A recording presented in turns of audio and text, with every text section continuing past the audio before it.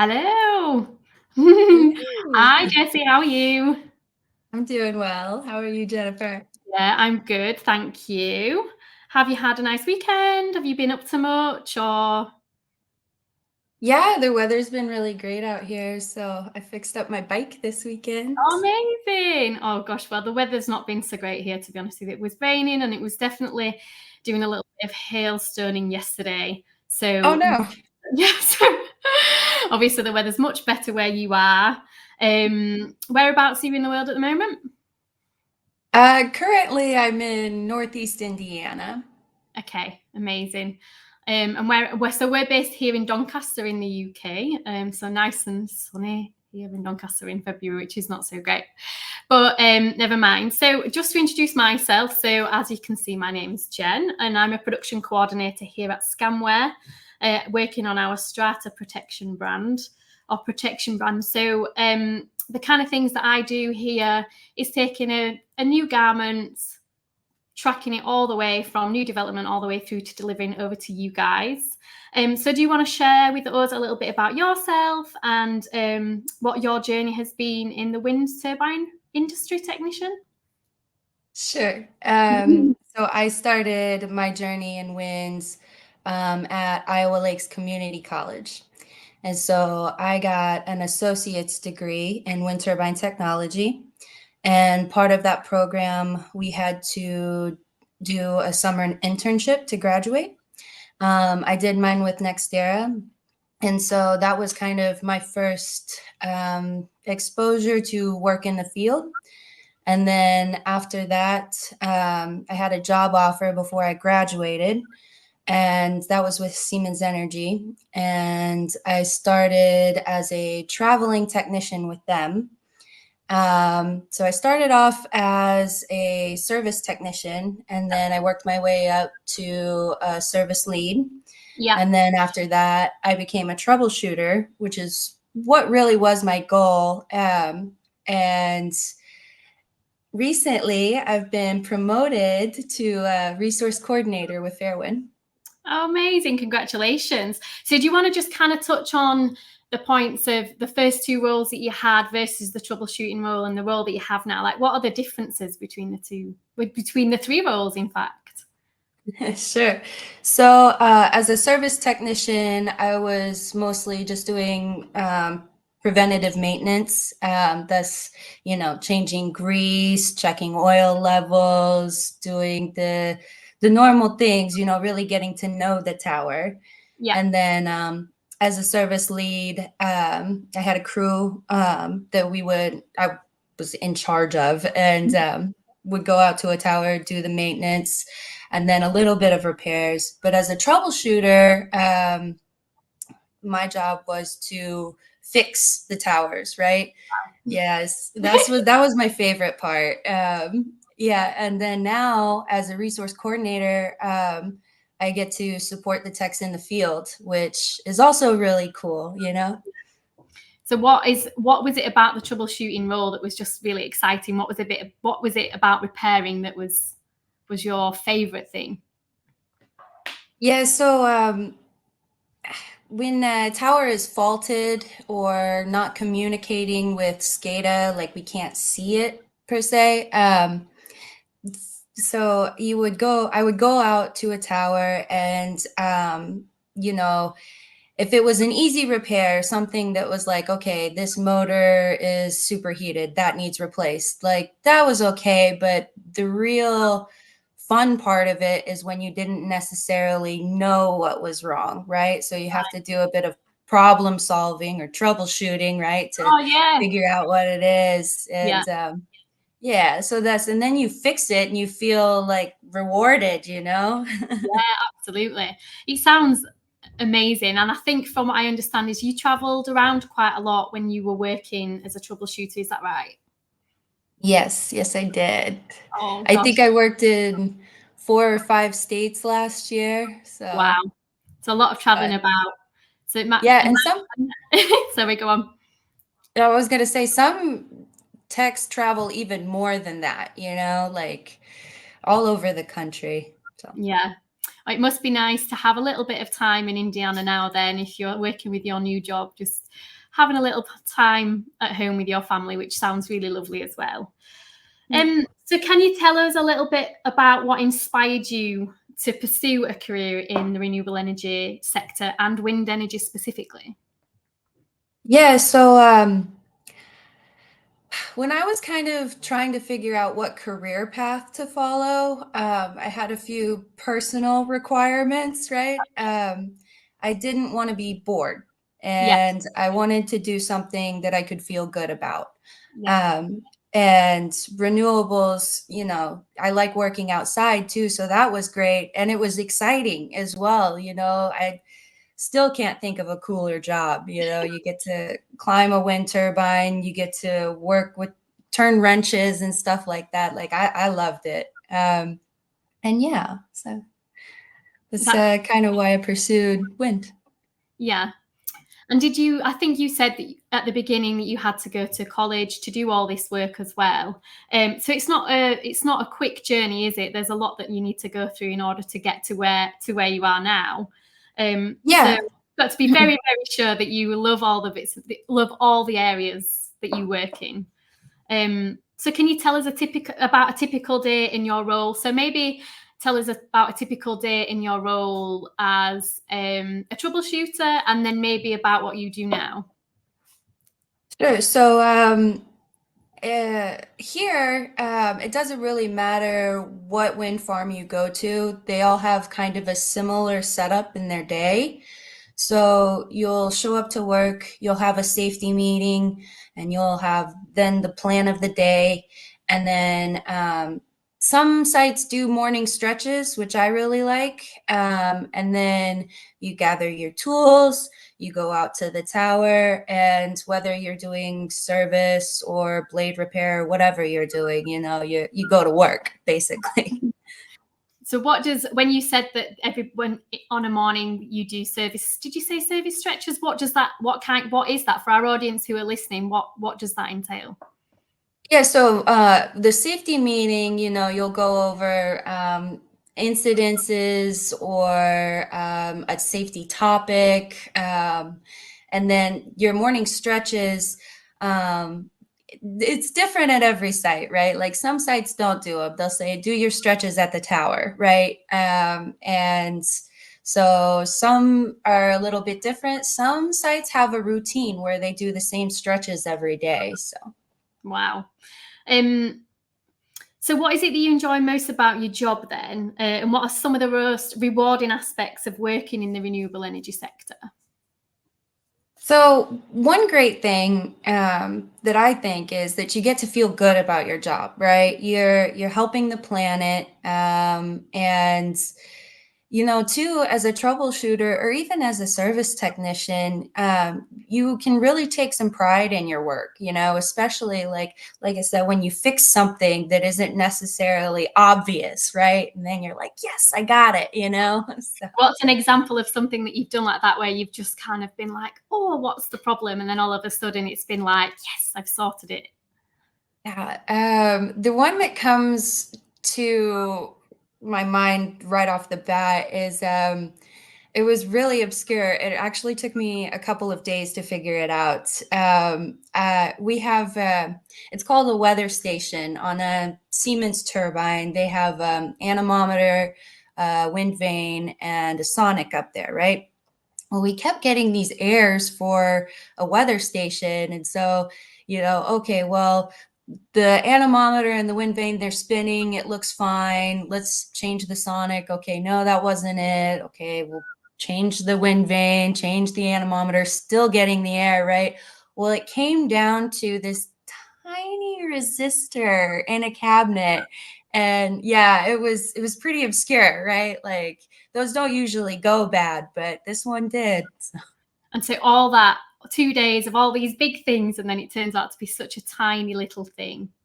Oh, Yeah, gosh. those ones I think are the most rewarding when you're like racking your brain, like what could it be, right? Wow, I can't believe that took it takes 2 days, because you've got to go through everything to figure it out. It must be such a challenge to be able to kind of figure that out. So can you share with us any personal growth or development experiences that you've had throughout your career? Are there any highlights, anything that was just really great, really, that you'd love to share with us? Yeah, I think the changes happen over time, right? Like you don't like a plant, right? You don't see it growing a lot day by day, right? But over the course of a year or 2 years, you look back at where you started and you're like, man, I've learned so much, Yeah. right? So that part, that growth in learning, you know, is great. But also, like after I became a service lead, and the leadership skills that I started to develop were really essential as well. So do you have a team that work alongside you? Do you have a team that you kind of responsible for? Is that the kind of things that you're referring to in terms of having that leadership role, is to be able to pass on your skills to other people? Yeah, definitely. We call it in the industry, we talk a lot about tribal knowledge, right? Okay. So, yeah, so Mhm. there's a lot of tricks. You say, okay, Ah, well, I've done this job like 100 times, right? So I've learned how to do it like effortlessly, right? Whereas day one, you were really struggling with it. So. so how does that work then with if you're doing tribal? Is it the tribal work that you're doing? How does that work within a team? Is it just a case of people shadowing you, mentoring people? Yeah, it works like that. So, when I started, I had a service lead who was teaching me how to do different tasks on maintenance. And then as I progressed, I taught those same skills to new hires. Yeah. Wow, it just sounds such an incredible industry to work in. It sounds like you've done so much. Um, so obviously, women that in the wind energy industry, in renewable energy sectors in general, it is quite a male-dominated field. As a woman in a predominantly male-dominated field, what challenges have you faced, and how have you overcome them? The easiest one to talk about is the PPE equity gap, right? So, when I started in wind, I was wearing all men's clothes. Okay. And that, I kind of was doing research outside of work to find pants, boots, shirts that were made for women, right? And that's challenging because, in the wind industry, we have to wear Cat 2 FR clothing. Yeah. And when I started, I could not find any for women. And the boots too. I like to go to a store and try on something before I buy it. And Yeah. now, if you go to a store that has steel toe boots or, carbon fiber boots, whatever, if they have a women's section, Yeah. it's not going to be nearly as many options that they have for men, right? Yeah. So Yeah. that's definitely crucial then, isn't it? You think it's crucial that women in industries like yours have access to PPE specifically designed for women's bodies in mind. Absolutely, I do. So can you tell us a little bit about you've obviously worked with us as a brand ambassador for quite a long time. You've got experience with us with wearing our strata protection clothing. So what motivated you to represent the brand? So one thing I really love about Strata is, for one, they approached me, right? Because they really cared about my safety. And, I trialed some of their clothes, pants and shirts, and I gave them feedback and they listened and they took that information, and adjusted their clothings and their garments. And Strata, everybody that I've talked to at this company has been so supportive, and really, really does care about safety. And I think that this brand is far above others in the industry because of that. That's really lovely. Thank you for sharing that with us. So, on any of the products that you've worn, specifically the ladies' styles that you've worn that are from our brand Strata Protection? How did they perform in terms of comfort, durability, and overall protection? So I love the pants, the women's pants from Strata. They were my favorite thing and they were my first pair of women's pants as well. So before that, the men's pants that I was wearing, the ones that had knee pads in them, they were on my shins, right? So anytime I went down to the ground on my knees, I'd have to pull up my pants. Yeah. And then zippers on the pants never stayed up, right? But with Strata, they fit so perfect. You know, my knee pads, well, for one, they're removable, which is great in the summertime. Yeah. And they're right where they need to be. The zipper stays up. The waist is great. It's not like falling down on me. And then two, the thing I really love about these pants is that they are so lightweight. Like when you're working and when you work in the summer and Yeah. you're working outside and it's 90, 100 degrees. Well, I know you guys use Celsius over there. I don't know what that is in Celsius. 12 over here. Okay. But yeah, you like the lighter weight your clothes are, the better you feel, right? Yeah. So what kind of with our garments at the moment, if you were going to say go out in hot weather or cold weather, how are you layering it up? What are you wearing in the summertime versus what you're wearing in the winter? Yeah, so like I said, you still have to wear those Cat 2 FR pants. You Absolutely, yeah. still got to wear steel-toed or carbon fiber boots, Yeah. Or composite, I guess, boots. So yeah, so I have a different set of boots for summer versus winter, right? And same thing with clothing. In the summer, I'm wearing like usually a t-shirt. You can wear long sleeves, and long sleeves will keep you a little cleaner in the summer, but it's just too hot for me. So I was always wearing a t-shirt, and then the pants as well. In the winter time, because I've worked in very cold climates as well, in deep snow, and so I'll wear like leggings under my pants, and then also what I started doing, and a hoodie or sweater, and then a coat, and your gloves, and a balaclava, and a beanie, and you Wow. really layer up in the cold, right? And so, but what I started doing kind of after a few years was I was wearing it's I don't know, I want to call it a jumper, but it's like a full length garment, and I would wear. Was that? Coverall, so like all the way down to your legs, all the way Yeah. down. Yeah, coverall. That's it. Yeah, Yeah. coveralls. So I would wear like leggings on those and a sweater underneath, and then just that. Because I don't know if it's because it's all one thing that it just like kept me warmer, more comfortable. I liked it. So it's even more important considering all those garments that you just shared with us, from hoodies to knitwear to long sleeve t-shirts, coveralls, that all those garments to fit women's bodies is so important, isn't it? Because imagine if you were not wandering around because you would never wander, but you were wandering around. You're busy working up the towers and you were in freezing cold conditions and you had garments that just didn't fit properly. Right. The focus needs to be on your job. It needs not on the fact that you're trying to pull your trousers up so that you can do your job effectively.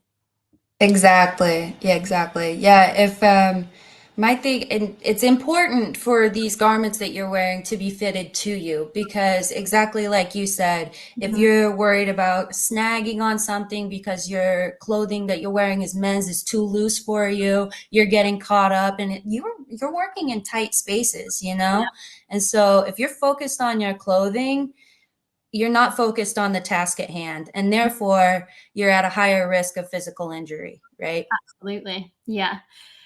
So how do you believe then that Strata can further support female workers? Is there anything that you think that you could share with us? Is it offering a diverse range of ladies wear protective clothing options tailored to their needs? What other things do you think is there anything that you think that we can do to further support this?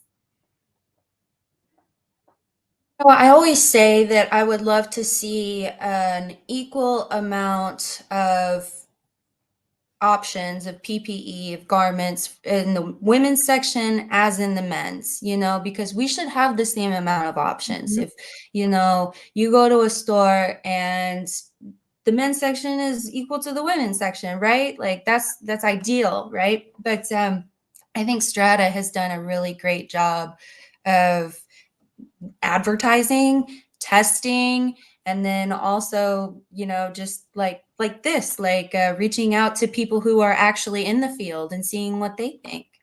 Yeah. So of all our garments then that you've worn in your past or currently, even now you might be wearing them in your new role, what is your absolute favorite? What is the thing that kind of just absolutely just made your work life so much better?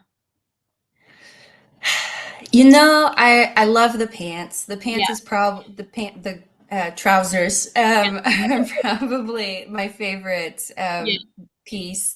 But the last I used to dress head to toe in Strata, right? Mhm. And I got one of the lightweight shirts. Mhm. I liked that one. It was long sleeve, and I was wearing that during the winter. I also had a jacket that was actually men's, but I loved it because it had a zip up, right? Like, and the thing I love about that is when you're wearing a zip up jacket, one, it was really thick, but two, you don't have to take off your hard hat or your glasses to get it up over your head like you would a hoodie. Amazing. So, and just to close out our amazing conversation this morning, well, this morning for you, this afternoon for me, because we're over in the UK here. So, what advice would you give to somebody considering a career in the renewable energy sector, or in any related fields? I would say that some good advice would be to be a team player and support people on your team, right? And that goes for any industry, right? Because you're all working on the same team. You don't need to compete with each other. You need to support each other. Mm-hmm. And two, I think taking pride in your work. Yeah. Even if you're just cleaning sumps or, if you're twerking and tensioning, whatever it is, like taking pride in your work so that, not only you can feel good, but you're going to look good to your employers, right? Yeah. Well, Jessie, thank you so much for sharing your time and your energy with us this afternoon. It's been so, so great to hear all about you and what you think about women's wear PPE. It's just been super amazing to have you with us this afternoon. Thank you so much for sharing your valuable insight with us and experiences of working within the renewable energy sector. And thank you so much for being part of our Strata brand. It's really important to us that you're on board with us. So thank you so much for being a brand ambassador for us. We wish you continued success. Congratulations on your new role. We're so excited for you. And thank you so much for being with us. Thank you for having me. Thank you very much. We'll see you soon. Thank you everyone for watching. See you later. Thanks, Bye. Jennifer. Bye.